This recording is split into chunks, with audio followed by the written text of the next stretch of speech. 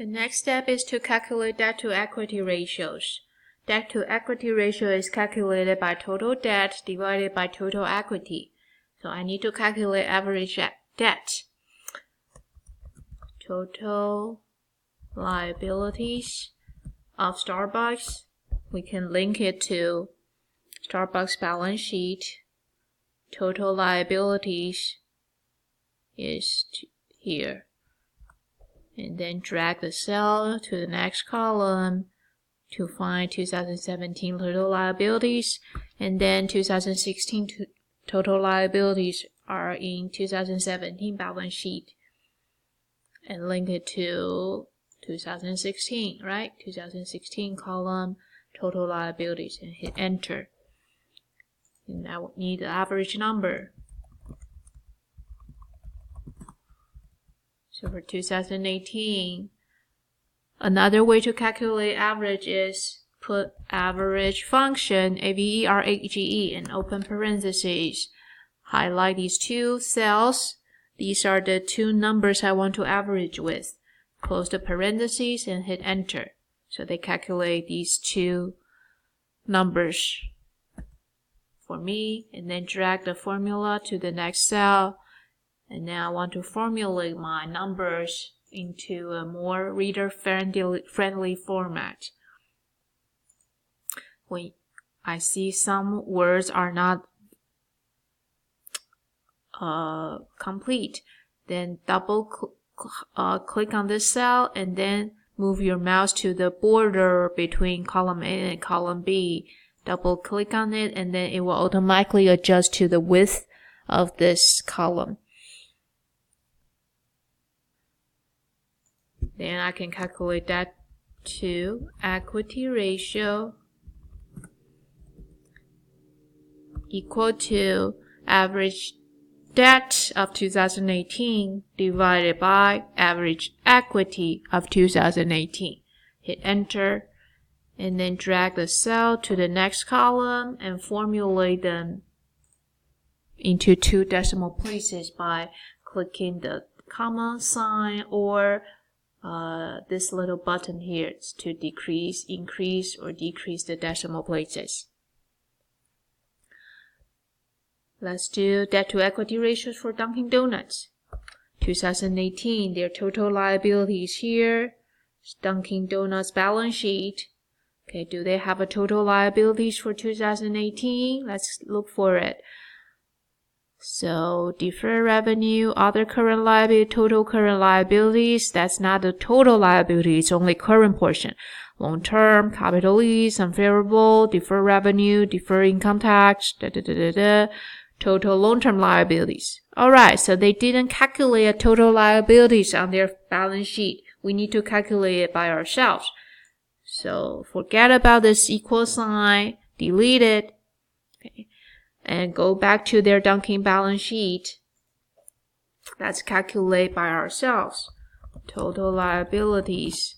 Okay, so I want to add up, put the summation function, open parentheses, and then select total current liabilities here, and then put a comma sign in your formula and move your mouse to long-term liabilities here, and then close the parentheses in your function box. Hit enter key on the keyboard, then they will calculate these two for us.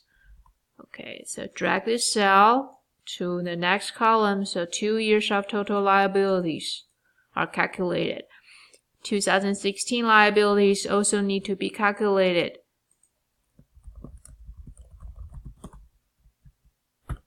Equal to current plus long term. Close the parentheses. Oops, sorry. I should put sum, open parentheses, and then hit enter. Drag this formula to the next column, so I have 2016 total liabilities, current plus long term. Hit enter. Alright, so back to my analysis tab. I can link to total liabilities of 2018 to balance sheet of 2018 by this cell. And then it's based on thousands, so divided by $1,000 to make it $1 million. So I can compare it to Starbucks. Drag this formula to 2017. Okay, so 2017 also, the number is also divided by $1,000. Good. Then 2016 needs to link to another tab, total liabilities of 2016. And then hit enter. So now I have 2016 liabilities, but it's based on $1,000, so divide by 1,000 to make it million.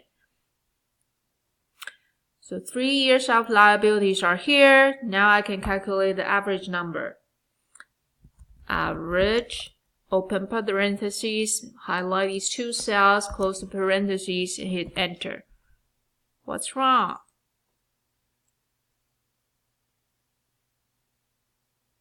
My formula is wrong. AVERAGE.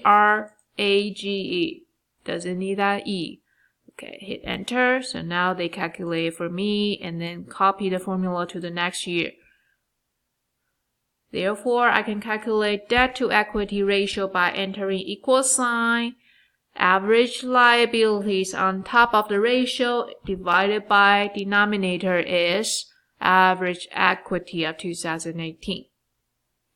And then copy this formula to 2017. Again, the format is not consistent with what we presented for ROE. So let's make it consistent. Click on number and then choose the format I want to present it. So now I have a consistent format of deficits. Now I have calculated ratios. Let's interpret the ratios. To make sure it's easy to read, let me make some editing.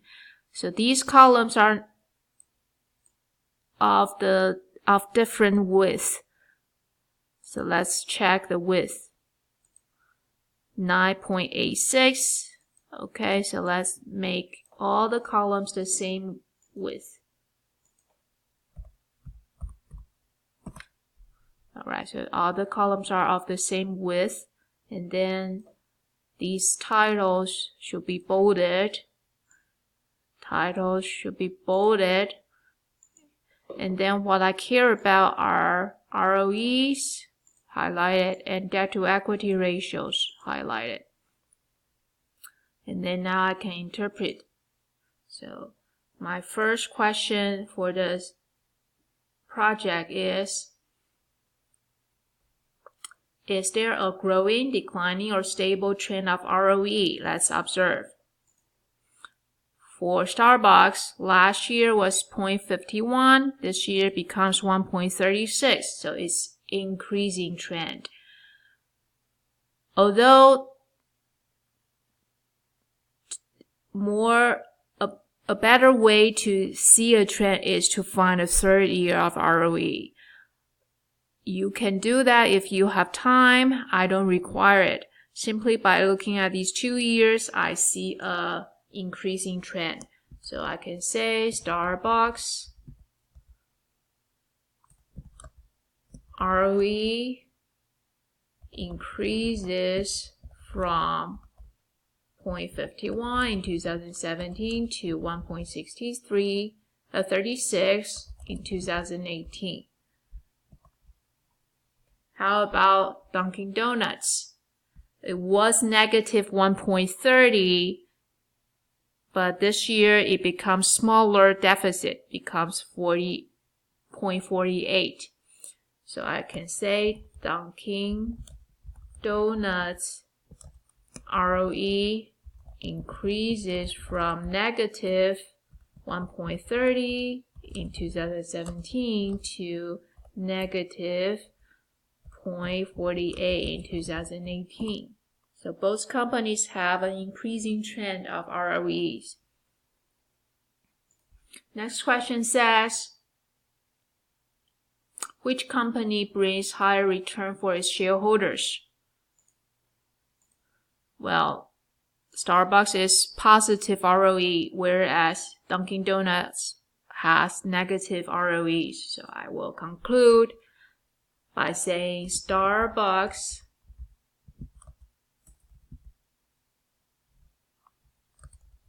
brings higher returns to its shareholders than Dunkin' Donuts.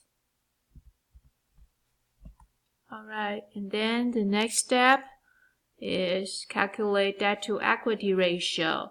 Is there a trend? Let's see. Starbucks debt to equity ratio was 1.53 last year, and it becomes 4.81 this year. So the debt to equity ratio is increased. Dunkin' Donuts was negative 18.15 last year, and it becomes less negative this year to 8.64. So I will say Starbucks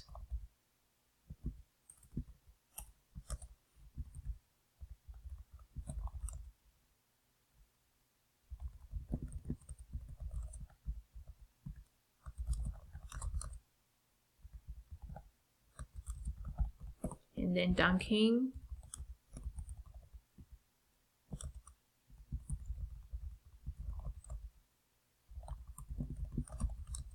negative 18.15 in 2017 to negative 8.64 in 2018. And then my next question says, which company is more leveraged? Okay. Well,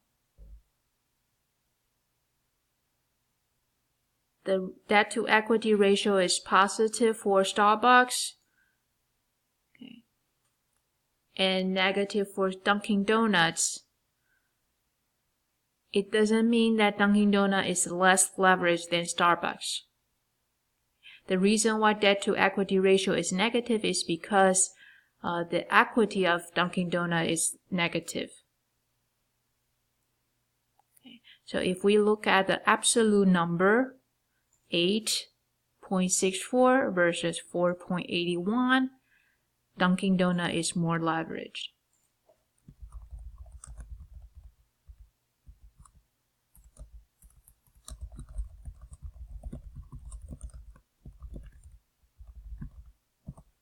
And then my next question asks you, does more debt hurt ROE? Look at Starbucks. Last year versus this year, Starbucks is more indebted this year, but ROE is also increasing. So for Starbucks, no, it doesn't hurt. The more debt doesn't hurt return on equity. Same with Dunkin' Donuts. More debt, actually less debted. Dunkin' Donuts had debt to equity ratio of 18.15 last year, but this year it becomes 8.64. It becomes less indebted, and return on shareholders' equity is also improved, becomes less negative. So for Starbucks,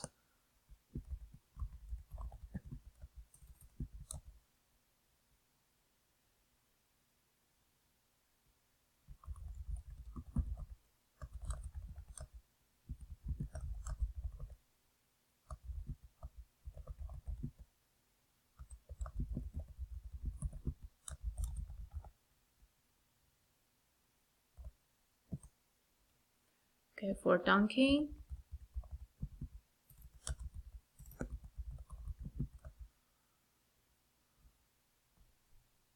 Dunkin' Donuts has less debt to equity ratio this year.